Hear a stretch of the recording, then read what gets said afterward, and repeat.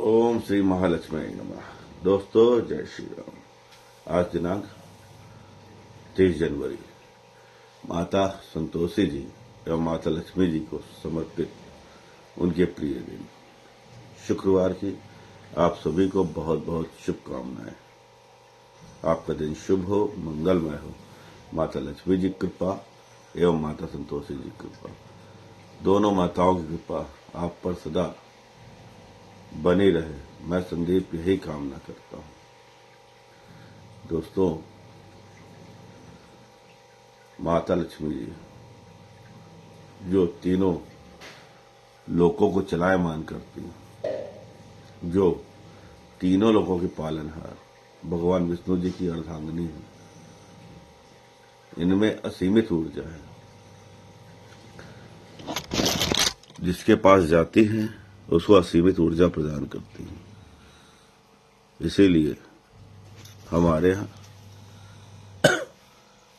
कुछ कहावतें हैं कि जहां पैसा, जिसके पास अचानक से पैसा आ जाता है वो बौरा जाता है। एक कहावत है कि नया मुल्ला प्याज बहुत खाता है, अर्थात जिसके पास धन वैभव अचानक से आ जाता है वो अपना पैसा उचित कारणों में न करके हर जगह पैसा खर्च करता है, समाज में शो ऑफ करने की कोशिश करता है, दिखावे की कोशिश करता है।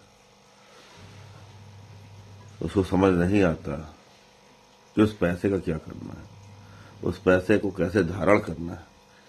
ये शक्ति भगवान विष्णु जी एवं संतोषी माता जी की कृपा के साथ ही आती है। उस ऊर्जा को संभालने की शक्ति जब तीनों लोगों के पालनहार भगवान विष्णु जी एवं संतोषी माता जी देते हैं, तभी हम सच्चे अर्थों में धनवान वैभवशाली बन पाते हैं। आपने बहुत लोगों को देखा होगा कि पैसा आया और चला भी गया। जितनी तीव्र गति से उनके पास पैसा आया था उतनी ही तीव्र गति से पैसा चला जाता है, क्योंकि उस पैसे की ऊर्जा को वो संभाल नहीं पाते। तो जैसा मैं पहले बता चुका हूं कि यह शक्ति भगवान विष्णु जी एवं संतोषी माता जी की कृपा के साथ ही प्राप्त होती है। दोस्तों, अपने आय का कुछ पैसा, हमारे यहाँ कई क्षेत्र हैं जहां अपने आय का कुछ अंश व्यय करने के लिए कहा गया है। इसमें से सर्वप्रथम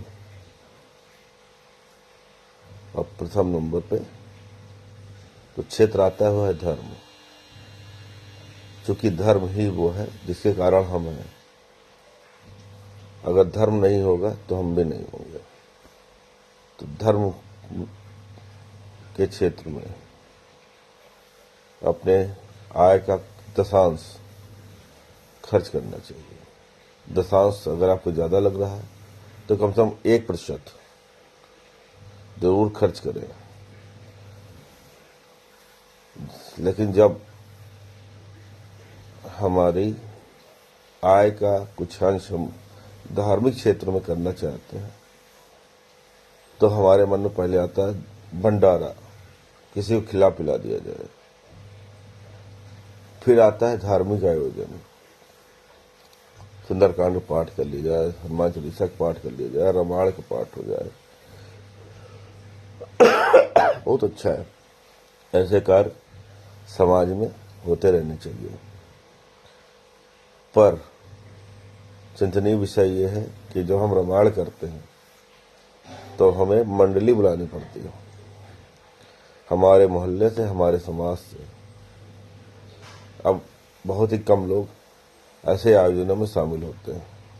ये हमारे समाज के लिए चिंता का विषय है, क्योंकि धार्मिक कार्य हम समाज को जोड़ने के लिए, समाज में धार्मिक चेतना को प्रभावित करने के लिए करते हैं। और यह चेतना धीरे धीरे सुप्त अवस्था में जा रही है। इस चेतना को बढ़ाने के लिए, इस चेतना को प्रभावित करने के लिए हमें अपनी आय का 1% धार्मिक के प्रचार प्रसार में करना चाहिए।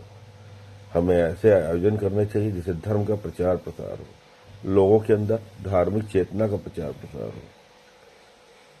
अन्यथा की दशा में हमारी रामायण का पाठ हमें तो लाभ देगा, लेकिन समाज को जोड़ने का जो कार्य है वो नहीं हो पा रहा, उसको भी करना चाहिए। तो ऐसी संस्थाओं को, ऐसे आयोजनों को बढ़ावा दीजिए जो समाज में धार्मिक चेतना को प्रभावित करते हैं, उनको बढ़ाने में सहयोग करते हैं। जय श्री राम, हर हर महादेव। आपका दिन शुभ हो।